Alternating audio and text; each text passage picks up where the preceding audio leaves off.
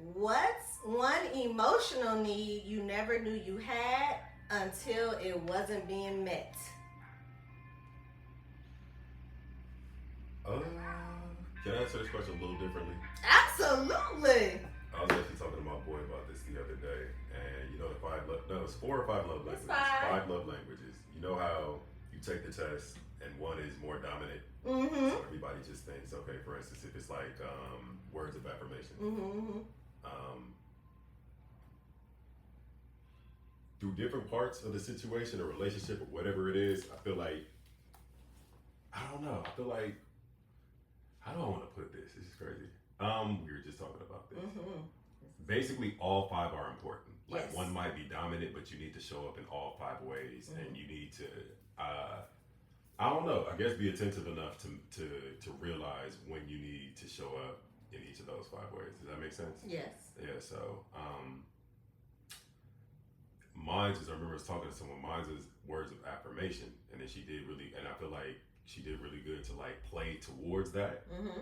But as time went on, I'm kind of like, I kind of, need other stuff. The other stuff matters too. Like, Right, you know what I mean? right. So, yeah, I guess, hopefully I answered the question. Yes, that's actually good. You know. So, but before we get into that, welcome to the Keepsake Corner. Y'all already know what it is. Y'all know I don't do introductions because these are all my guys. I know who they are, but I want you to know who they are. So, go ahead and introduce yourself. Hello, everyone. My name is Rico.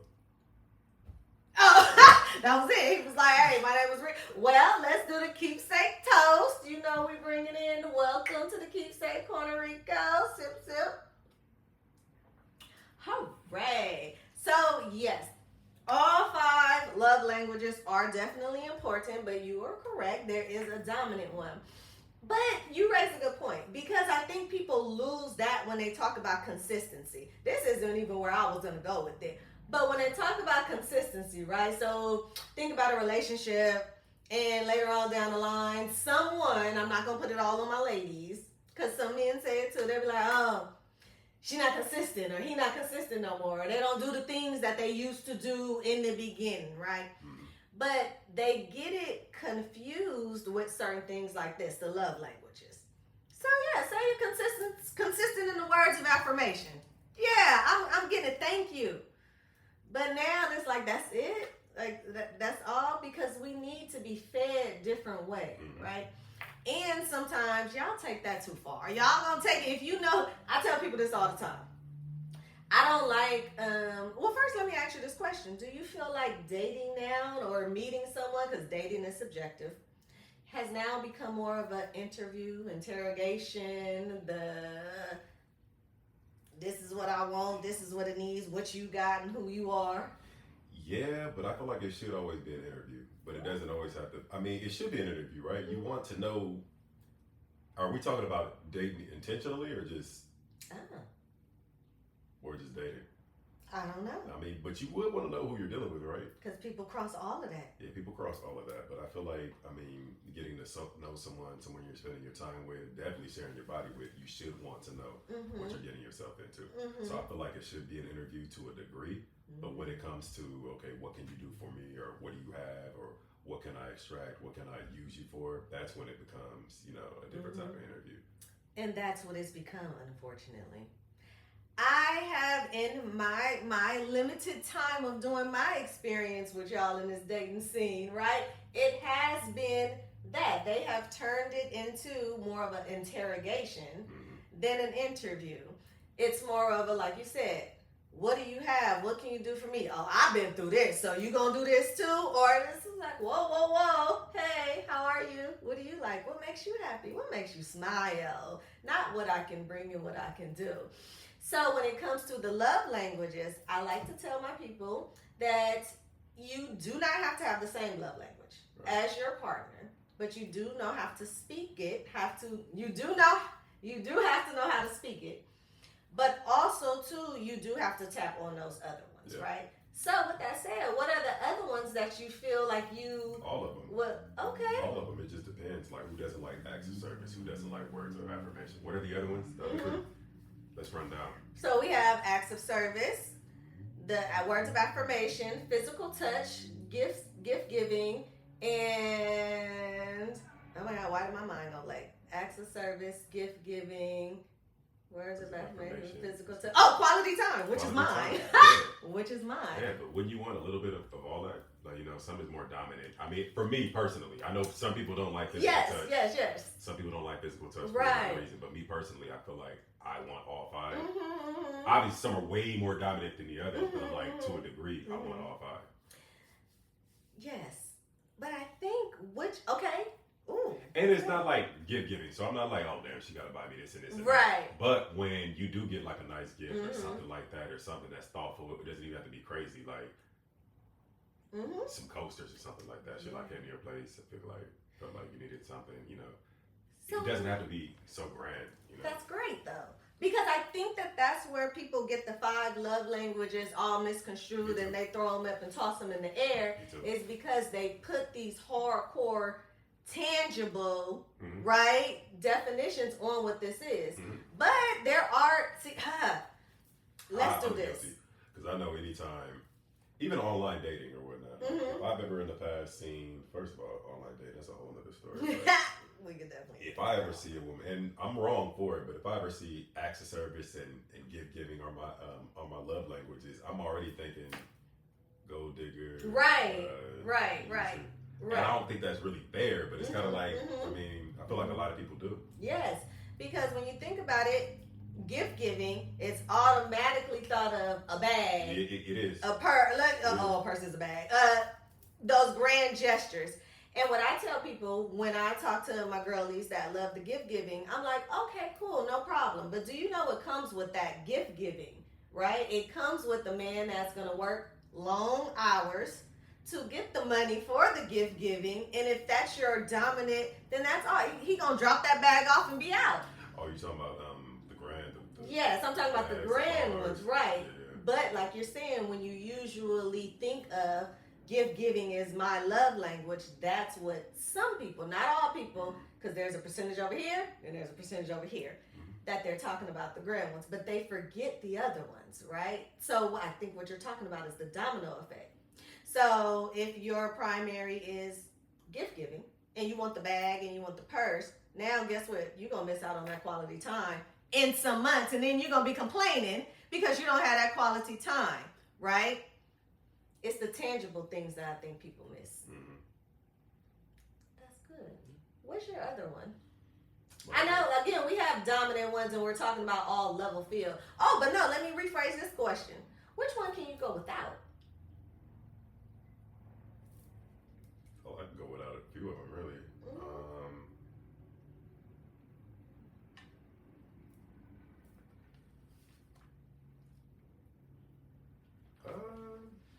Yeah, I could probably go without that. What are other ones? Physical touch. Physical touch. You can go without physical touch. Nah. He said nah. Yeah, we can't there are a few I feel like you can. Right. Like quality time, physical touch. I like words of affirmation; those are pretty cool. But yeah, if I had to pick one, gift giving, I can go without that. Yeah. Good. That's good. So the moral of the Rico story here is we all need all 5 of them, yes, but let's just balance the 5 out. Yes, there's a dominant one. Yes, we all love, but guess what? You might not know that you love one of them if you rule that one out. Because I thought that I wouldn't like, which one did I think that gift giving, right? So I thought I wasn't, because I'm not big on the big grand gestures. But then I had to sit back and think, like, I like little thoughtful gifts. I like my favorite candy being brought to me every now and then. Things like that. But I think a good balance, you're right. Just try to balance and pay attention to your partner, too. Pay attention to your partner. Write that down, y'all. Pay attention to your partner, because then you'll learn all the levels of the 5 love languages. And have fun with them, too. Yeah, even if you don't know yours, have a dominant one, or you do know yours, play with the other ones. That's what I would say. I would say play with the other ones. So for me, my top 2 are quality time and physical touch. Because when we alone, we physically touch. Okay, that's my favorite one. Do you think it's important for people to have the love language conversation in the beginning? Ooh, yes. And I'm going to tell you why. Because it's a fun way to interview. And I say that too is because, again, it goes beyond the surface. You can ask the basic questions when you're trying to get to know someone, but those things change. That's why I call them tangible things. You really need to know what's inside someone, what someone is willing to learn, willing to unlearn, and so on and so forth, and how to navigate with them, right? And so I went to a college one time, and I took the love language quiz to the football team in college. Oh, they were excited. And one of them even said, like, oh, can I have some more of these? Because this is going to be how I'll meet the girls, because they need to know this. So I do think that it is very important and a fun way to, like, start to get to know somebody, you know. But the what I've run into in the past, and not so much now because people are more open, is that people are like, I don't want to take a test. I don't want to read no book. I don't want them to know about me. I don't want to read no book. It's crazy. Right. That's insane. But now I think people are, and I'm grateful for it, more open to learning stuff like that because there's more challenges now when it comes to, I just did a video on it being more challenging these days. And it's like, why? It's because people are getting lost in translation. And they're just meeting people based on attraction. Yeah. I ain't saying attraction isn't it, because it is. You have to be attracted, but attraction is temporary. So I'm going to let that sit right there with y'all.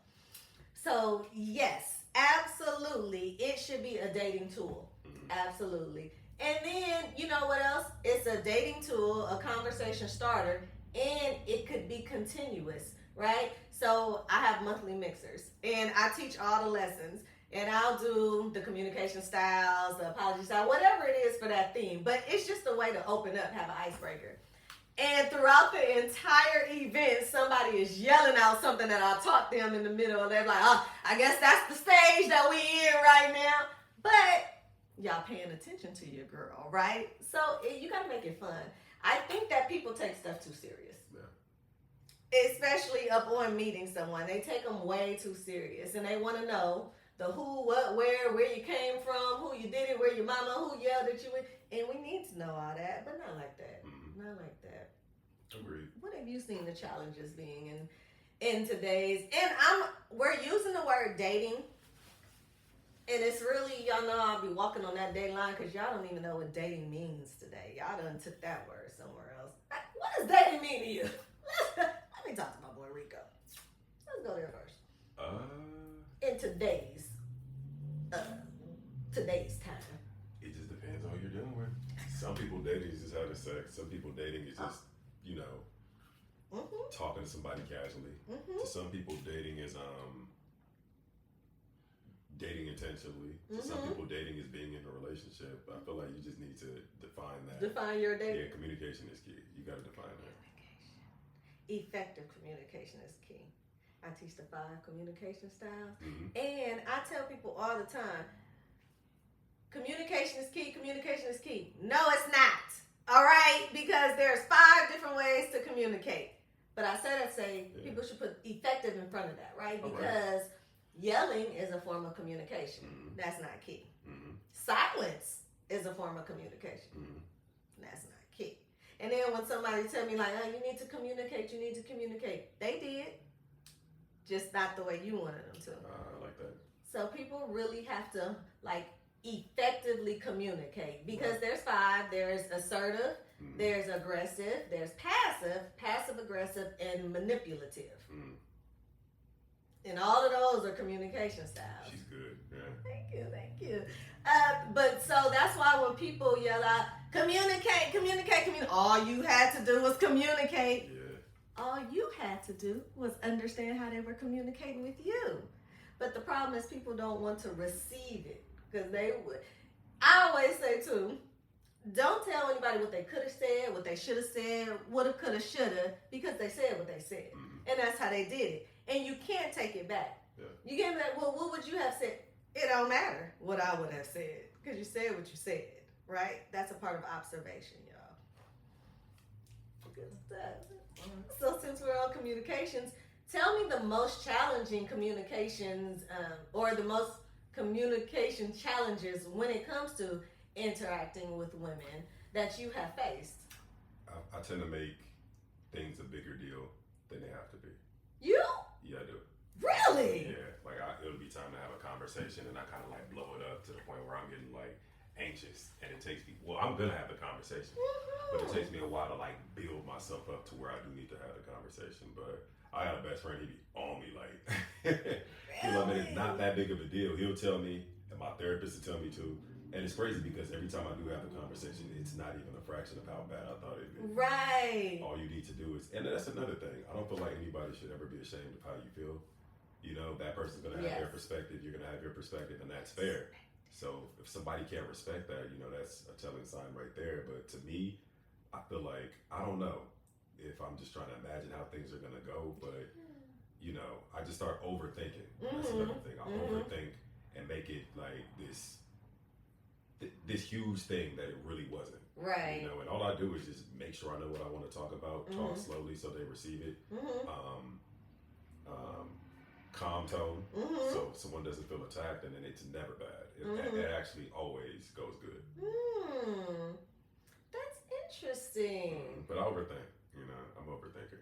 I just did a video on overthinking as well, and the majority of us do. We spend a total of 3 hours a day overthinking.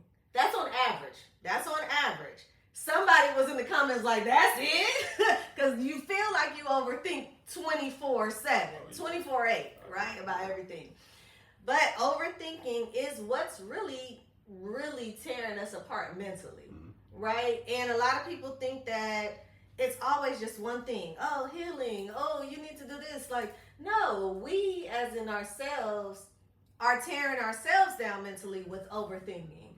And that has a lot to do with worried about the other person's reaction, worrying about how we're going to come off, worrying, you know, we don't want to do this. And like you're saying, with perspective. So with that, it's really just about, and it's nothing wrong with thinking about what you're going to say and how you're going to say it, because I have tough conversation cards that I created, and it's a 3-part. It tells you, it prepares you for the discussion, how to approach the person and what to say, you know, because I like talking to myself in the mirror. I'm a rapper, y'all. Don't sleep on my rapping skills. But I'm in the mirror like, yo, they had me messed up, but what I'm going to do? You know what I'm saying? You know, they're like Issa Rae, Insecure. But I was like, okay, I put myself. So then the second part of my conversation cards is what to do when you're in that situation in front of that person. Is to actively listen, because that's another one we have to do. People always say, listen, listen, listen, just like effective communication is actively listening, right? And then use the I statements and all those good things. And then the third part is what to do afterwards. You go back in the mirror. Be like, dang, I should have said this when they said this. Oh, that's right. But, so that's not bad.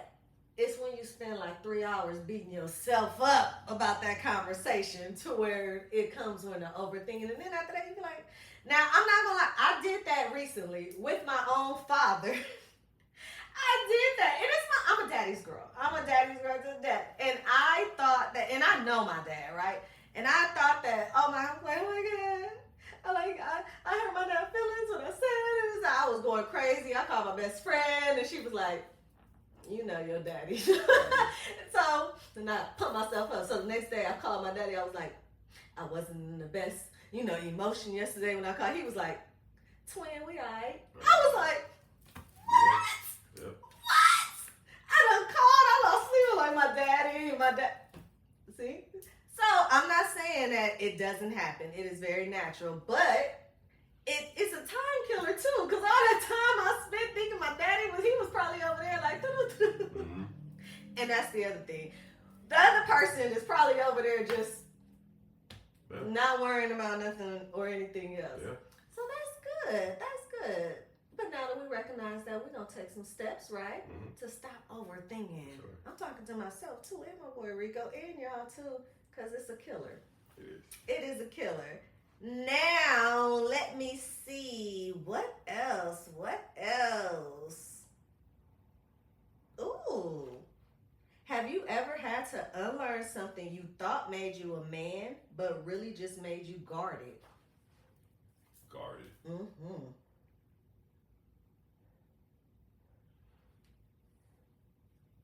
I don't think so. No? Nah. Good.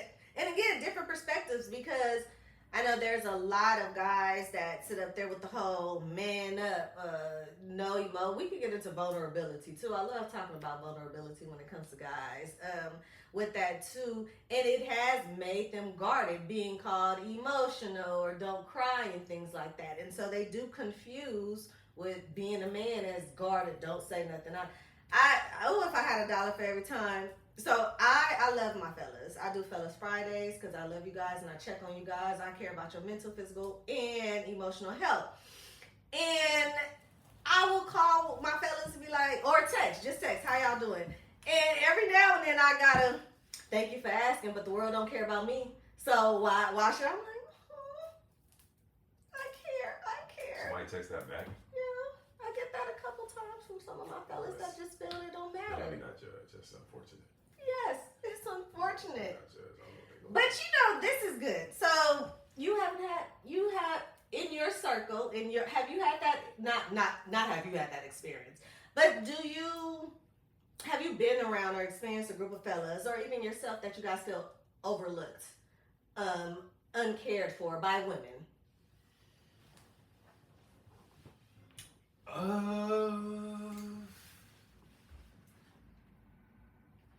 And women just don't care. I've heard a few times that women just do not love you guys unconditionally. I've seen that online. Mm-hmm. But I can't say that's the case for me in my personal life. Like my mom, both my sisters, like I have, all my homegirls are very caring. I've been fortunate enough to be like blessed with a lot of women in my orbit, so I know what it looks like to be cared for. Of course, there's an anomaly. Of course, there's like women who don't care about dudes, or women who wouldn't care about me specifically because, I don't know, some women are just like that. But I mean, by and large, like all the women in my life are pretty solid. Right, and that's good. That's amazing. Yeah, I love that. And I really want people to understand that environment is very key. Not podcasts, not internet, not the social media world, because a lot of the thing, and I mean, I love my show. Don't I'm not coming from my own podcast or my own show or nobody else's. But what I'm saying is that unfortunately, a lot of people get these lessons and things from what they see online. I was doing bad. There was one time last year I was on TikTok, and it just kept feeding me negative stuff about women to the point where it had me feeling like all women are gold diggers, all women are liars, women cheat more than men. That's available. It had me just thinking all these negative things about women, and then I just like, and it just, that content kept coming across my feed, and it was like I was starting to believe it. But there was this one time I like snapped out of it. I'm like, why do I have so many negative thoughts about women? And it was just continue to come across my timeline. I had to like exit out. Yes. And what made me snap out of it is because I was like, all the stories that dudes were talking about, and these women were talking about, like, girls using dudes to like pay for dinner, and girls is being disrespectful to dudes and using them for that and this and this and that. Like, I hadn't experienced personally. And then on top of that, I told you, my mom, my sisters, the type of women around me, none of them fit that mold of what I was seeing online. So I was kind of like, yeah, this is polarizing, and they're just feeding me this stuff. Like, it was bad. Like, I had like really, really negative thoughts. Really? Yeah, it's crazy, the power of like social media. And an app like TikTok too. It's quick, it's easily digestible. And look, they tell you too, being, on this or online and putting out your, when I started 2 years ago, it was like, the attention span of somebody is like 30 seconds. So you have to do 30-second clips. I'm like, oh, okay. Then shortly after that, it was like 15 seconds. If you don't get the people in 15 seconds, you go. I'm like, oh, okay. Now they're literally like, if you don't catch that person and say something in 3 seconds, then you're not going to get them. So now people blurt out stupid stuff in 3 seconds to get the attention, and then it goes from there. Yeah, it does. But I mean, watch what's on your timeline. I promise you that stuff it can take over. Like, you just gotta be aware. Algorithm is a real thing. I've even learned that, and it could definitely feed you. And again, not all things are bad, but when it comes to the question now, it's like, is social media ruining X, Y, and Z? Is social media? No, it's not. It's the person behind social media that is using it to do those type of things, right? Meaning that the person that is not genuinely on there for the care. let's go back to my content, relationship coaching. The difference is when somebody's on there feeding you relationship things that you have not been through, or that you have nothing about, or if you're just going on there for, what do we still say, clout? Y'all come up with these new words. I don't even know what we're talking about no more. And then the scandals come out. Right? From these people that say something, and now you don't know which way to go, because your mind, you done put all your might in your mind into what this person was saying. Now a scandal out, and you like, I don't know what to do. So listen, watch your social media feed. Yeah, we can't put too much trust in social media too. A lot of people think it's reality. Like, a lot of people will show you all of their wins and successes, which, I mean, it's not, I mean, if that's what they want to do, it's nothing negative in that. But you as a person need to realize, like, that's not the full story. Michelle Obama got interviewed the other day and was talking about this generation is like chasing this ultimate happiness, but they don't know the majority of life is boring. Like, it is. But it really is, though. Really? Sleeping for a large moment of it. You all the time, you showering, sleeping, taking naps, eating, just chilling, talking. Like, all of it is not on boats, you know, doing backflips into a waterfall. It's not, like, the majority of life is boring. You know? Yes. So people need to realize that. I feel like they'll see a lot of people's relationships, and like, people post what they want you to see. You do not have an accurate depiction of what this person's life is because of what you see online. It's just not the case. It's not the case at all. And I don't even feel like it's a natural inclination for most people to post their losses and stuff like that. You know what I mean? So obviously you're going to see all the wins online, but you as a person need to have that mental fortitude to know that, like, everything online is, you know what I mean? Social media is not real. And the reason I say it's not real because it's not a whole picture of what's going on. You know what I mean? Oh, that brought me to sitcoms. I don't think, like, when it comes to influence, and this is a total different thought, but you pulled this out of me. When it comes to influence, because that's what it is. What you allow to influence. So now social media is influencing you, right? Wouldn't it be amazing if those old sitcoms did the same thing, like how we're bringing back A Different World? And all that, if y'all would pay attention to that entertainment just as much, you think it would be just as influenceable? I don't know if that's a word, but Webster picking it up. Then social media? Because in this day and age? No. You just answered the question. No, it's a different time. Yeah, because, okay, so I think essentially things were happening the same way back then, right? But we were sat in front of the TV, but we were sat in front of A Different World, Fresh Prince, Martin, and all that. Now, the kids are being sat in front of an iPad, but they're not watching A Different World. But I take it back. I think A Different World can be as influential as all this other stuff in today's world. Okay. The bullshit that's, can I say that? Absolutely. The stuff that's being fed, like you said, it's somebody with an agenda pumping all this negativity out. Like, if there was the same machine behind positive shows like A Different World, Family Matters, pumping that out, then of course it's what we'll get. You know what I mean? So it's just the machine, whoever has this agenda. The machine. Yeah. Also, too, that's what I wanted to go back to. Environment, families, where you came from, who you grew up and who you are around. So you touched on something that I say all the time. You said that you weren't even having those experiences. That you were feeling experiences you didn't even have. Yeah. Let me ask you this. This boils my keepsake grits. When men always sit up there and talk about the system back in the day. And the system and the government took them out of the house. This is why black men are out of the houses now, because of the systems. And also when they go to modern relationships versus traditional relationships, on how grandma used to be. So I sit up there and I'm always like, who grandma? Was your grandma? Was your grandpa the one that had to go out the house because the system was it? So it has come that one of the challenges is because of that. The black home is broken because of X, Y, and Z. But they're speaking from experience that they did not have. I would never sit up here and tell y'all, my grandparents were traditional and my grandma, y'all ain't met granny. But what's their argument? Because they're products of all of that. But what is their argument? Their argument is that it's the reason why women are more modern nowadays. Oh, it is though. Because the men were taken out of the home 60, 70, 80, I don't know how far it goes back to. But that's what their argument is, that is why we are in a we have we're in a state of emergency when it comes to relationships today between men and women. It started then. It started when the child support came. I heard about all that, yeah. And I haven't studied, but I know the argument. I haven't done enough research. I know what I've heard, but I haven't done enough research to say what's what. But I will say the landscape is different now. Like, women are, because you guys can do things now, you know. But back in the day, you couldn't vote, you couldn't get a job, you couldn't take care of yourself. Like, women relied on men to be the protectors and providers, and you know. Right. But now that women can do what they want to do, you know, it's a different attitude, because a lot of women, you know, I'm not gonna say a lot of women, right.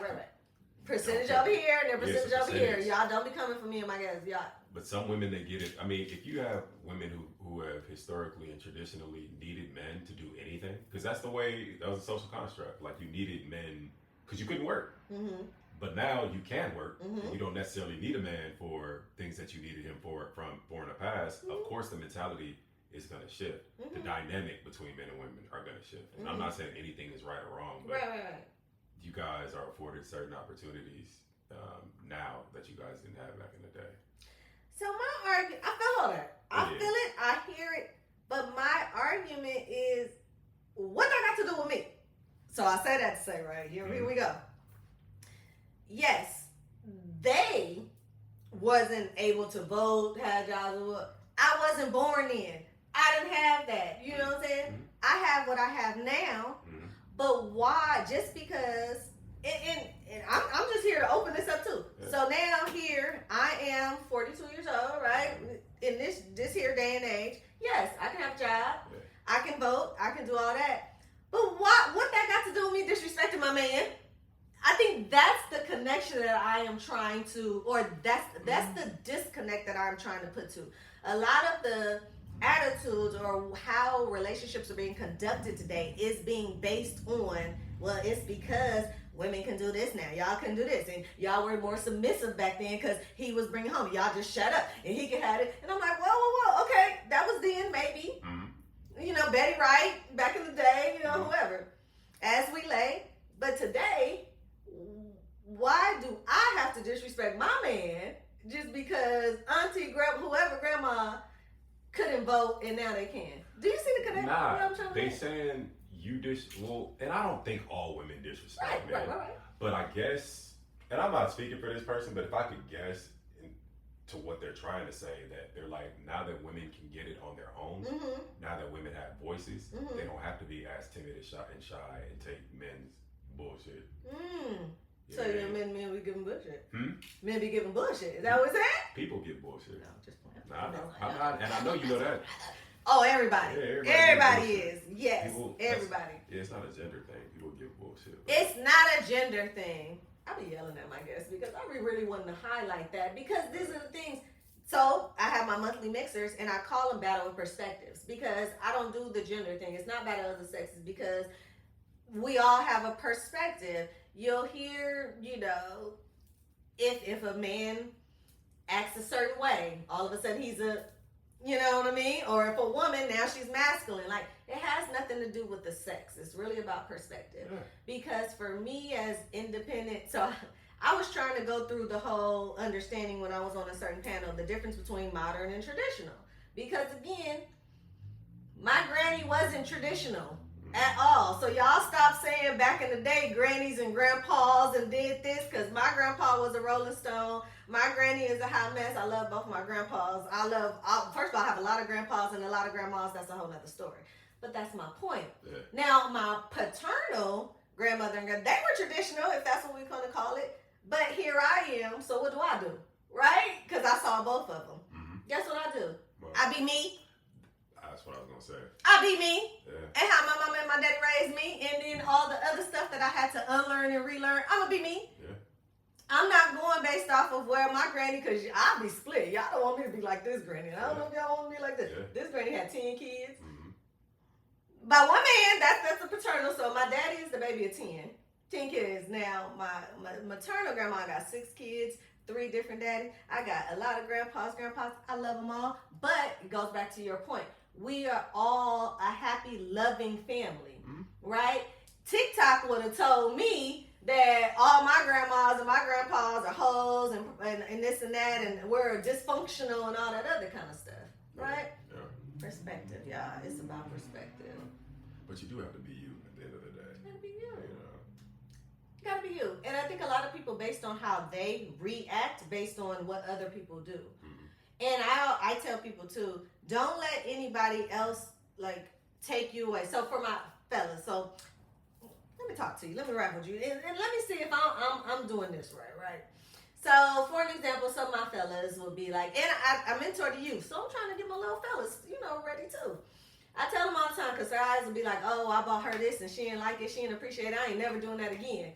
Like, no, just don't do it for her, right? So if you like to buy flowers, right, and Tina, I don't know, don't like your flowers, throw them in the face, whatever, or don't appreciate them, don't stop buying flowers.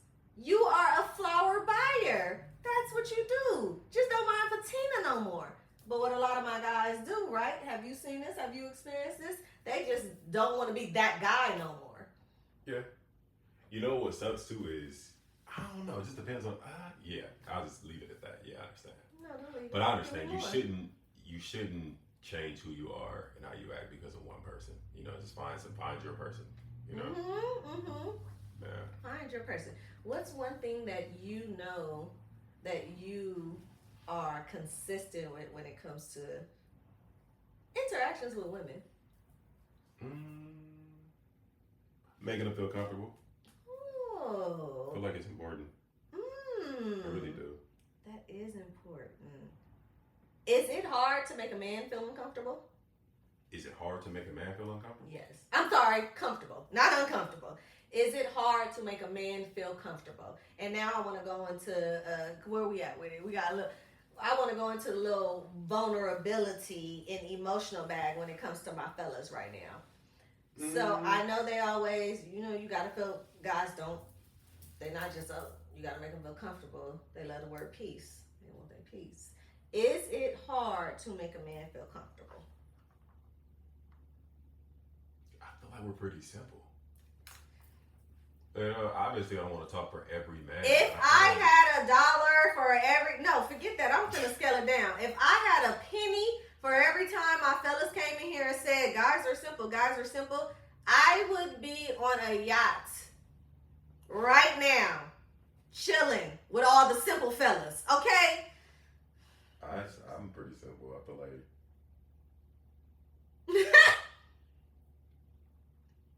Yeah. I don't think it should be that difficult. No. So, because you're simple and you chill and you this, what's your number one challenge when it comes to dating? And it could be overall. I mean, anything. It can, it's me, it's her. Sure, I ain't got time. What is your personal number one challenge? I'm picky. What does that mean? But I don't think it's like in a negative way. I just feel like.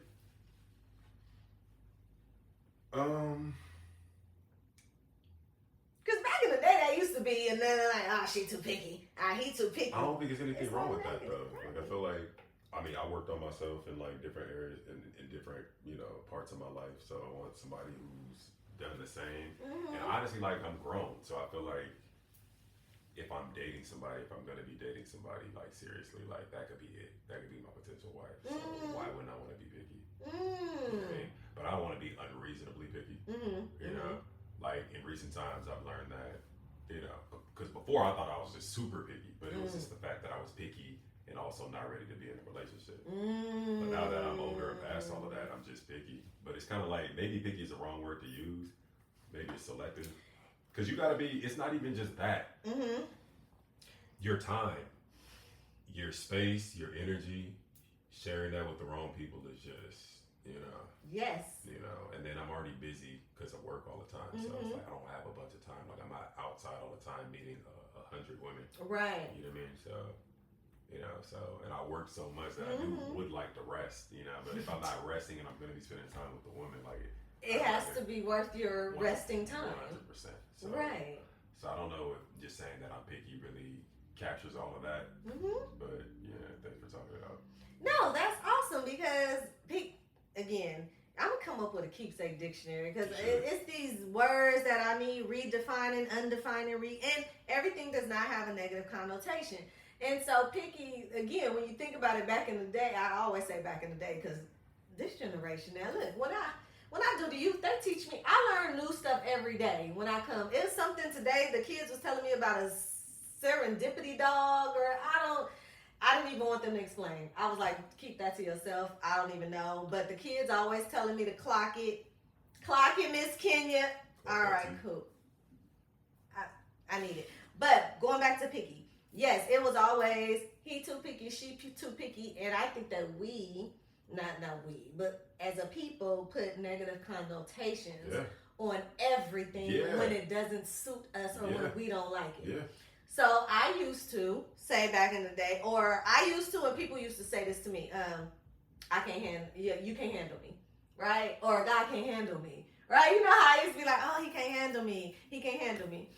And back then it used to be negative, but now, like you saying, I'm older, I have all this stuff going on, worked on myself, still working on myself, still got some things going on. I do need somebody that can handle me. And again, why does that have to be a negative thing? Handling meaning that getting to know me, knowing my moods, my emotions. Yeah, we gotta just change because handle sounds crazy. See, why does that sound crazy? Like what you handle? Yeah. See, that's why it's negative. See, that's why it's negative, right? Okay, so what would we say? I would let's look up handle. Look up the definition of handle. Hold on, let's look up the definition of handle. Well, but what? Okay, so so how could we redefine this?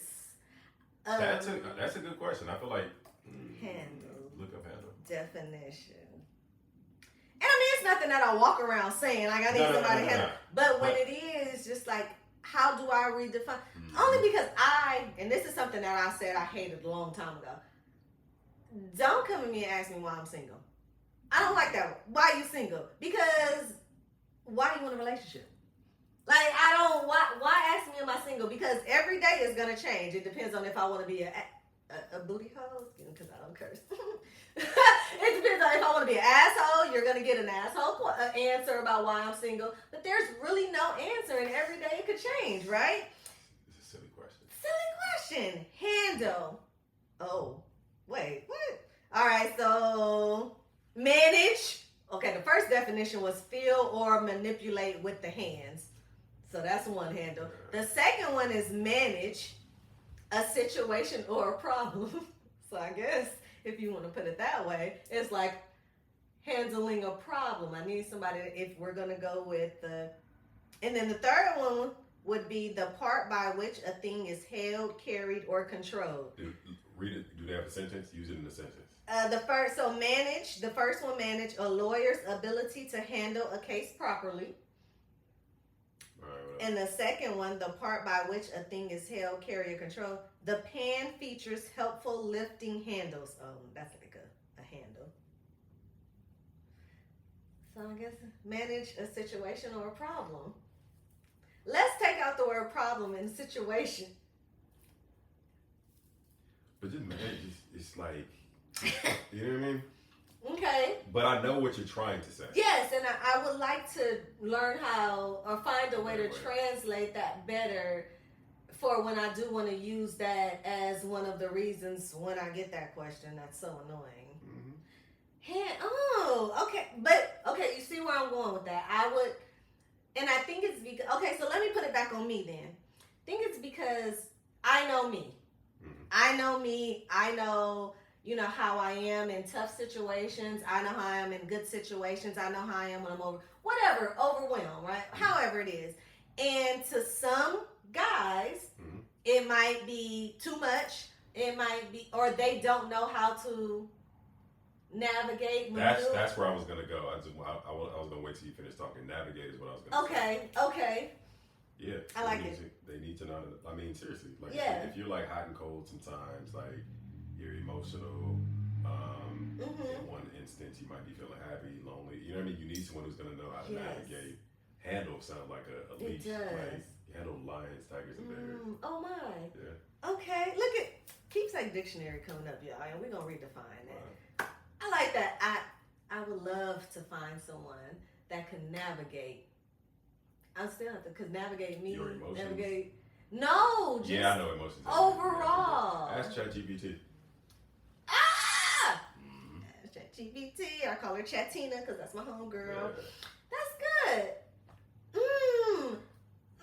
Where we at with time? Okay, let me get this last one because this is good. So I like a little self-reflection too with my guys. That's why I like, I learn, we learn. So with that,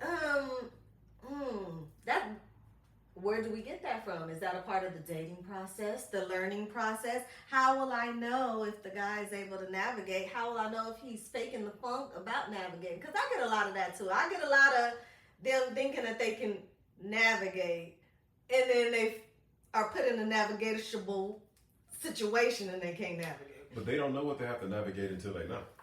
You know what I mean? So that's why asking the right questions, spending that quality time, not giving the proper type of interview. Like you really gotta ask the right questions that are gonna allow you to like let you know who you're dealing with. You know? Yeah. And that person gotta be put in that situation. Like he don't know if he can navigate you until he knows.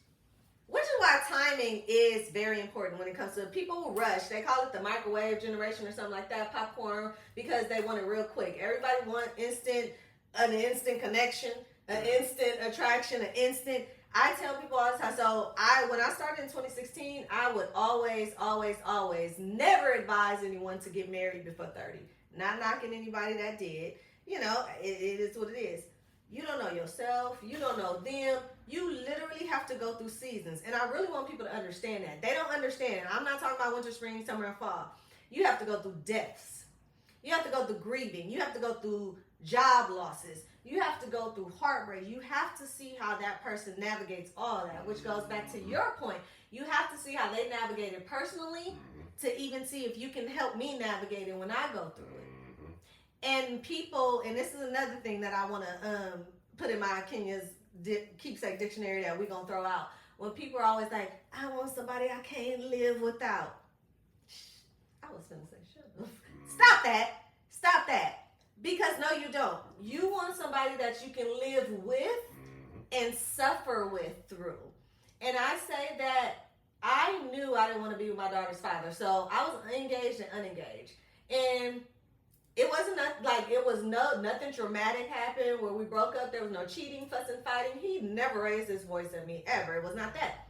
But I realized that I didn't want to suffer with him.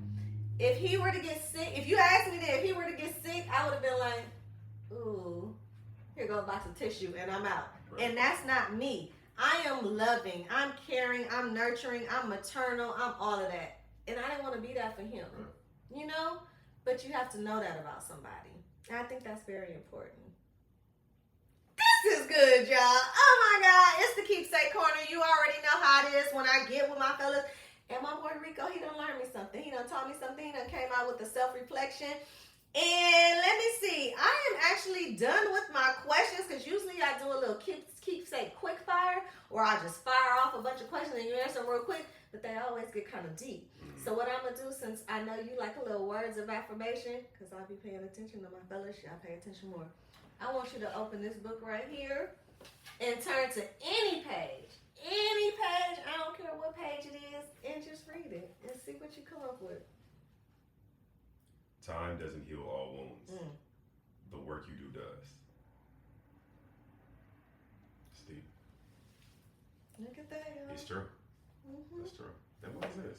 What book is that? Look, I got that. Who needs to hear this? But yes, great. And so, shout out to the author of that book. I met him at Black Love Summit, and he had that book. And when I tell you, I just pick it up every now and then and be like, "Oh, look it going." Yeah, I might need this for that project we're talking about. Yeah. What's this? We'll talk. This is dope. That's good. And so, since we are there, we're gonna wrap it up. You know how y'all are. Leave the people with something. I don't never have no formal nothing. Leave the people with something. Oh, I do want to ask them. Hold on real quick. Yeah. Since we read that and you talked about you worked on yourself and you got off the TikTok, which I absolutely love. What What triggered your healing? You know what? Damn, what did trigger it? I know during COVID, I my sister's a therapist, first of all. And then I had a bunch of my boys who were getting into therapy. Everybody had a therapist. I even had like 3 of my homies had the same one they found out. Come on, fellas. So I forgot what happened, but it was around the COVID time where I ended up looking for a therapist, but I was searching for a black male therapist. And during COVID, everybody was nobody was accepting new clients. Like I think they tried to hook me up with the only option I had at the time was an Asian woman. You know what I mean? But then when I don't know too much about therapy, really anybody can be a therapist. Just depends on what you want to get out of it. Right. But then I'm like, nah, I'm holding out for a black male. So it didn't happen. A couple years later, I don't know what happened, but I'm like, man, let me get back. Maybe I was talking to some girl, she was stressing me out. Right. And I was all right, let me get back into it. So stressing my fellas out. Yeah, I went on psychology today. I don't know what really drove me back into it, but I ended up getting led to a black woman. She's been phenomenal, like in terms of, fellas, I would suggest that. Black women she is like a cheat code. Like, she really helps me understand women. Like, it wasn't until that point, this was just a few years ago, till I realized like men and women are completely different types of beings, by and large. So it's kind of like, we process things differently, we receive information differently. Like, you guys are like, you know, I don't even want to get into it too much, but it taught me how to navigate, you know, like you can't talk, I don't know, because I don't want to misspeak and say something crazy. Yeah. But we're 2 different types of people, and you need to know how to deal with and navigate one another. So, and having, like, she taught me how to have tough, difficult conversations with women. Like, she taught me how to be truthful. She taught me how to, like, stop wasting your time and wasting someone else's time. Like, she is the reason I can have difficult conversations with women today. And like I said, it's never as bad as I think it's gonna be. I always feel way better about myself and way more confident. I feel accomplished, that I got some stuff off my chest, and you know, I wasn't ashamed of how I felt, you know, but also being able to receive whatever she has to say. So, forgot what the question was. But what triggered your healing? Something must have been stressing me out. Maybe it was work, a girl and work. I feel like a girl must have been sprinkled in there, you know, somewhere. But yeah, I mean, I just enjoy therapy. It's pretty cool. Good. Therapy is pretty cool. Now, your girl's not a therapist, but I have some amazing therapy friends, and they are amazing. I'm a coach, but you can do both of them. And so what I tell people all the time, why I started this, is I'm a relationship coach, and not just intimate relationships. Y'all get on my nerves with that one too. Like, I ain't no relationship. No, you got a relationship with your mama, don't you? I help you with that because y'all got mother wounds. You got a relationship with your coworker. I help that because you mad because they just went and told on you and wrote you up, right? But I, like any sport or anything, I help people on a game. You know what I'm saying? A game of love, friendships, family, and all that good stuff. But we work together with therapists because it doesn't have to be ongoing. It's like therapy is there for you. And I am so happy that my fellas are going to therapy. Love y'all. It's important. It's important. But coaching, for me, I provide you with the tools, the daily tools, and everything that you are to keep going. And keep going and keep going and things like that. And so I love it here. So tell the people, oh, you already did. Unless you want to give them something else, y'all. Healing, therapy, fellas, open up. That's why I created this space for y'all, because I want y'all to talk and open up. Open up. Anything else you want to leave with the people?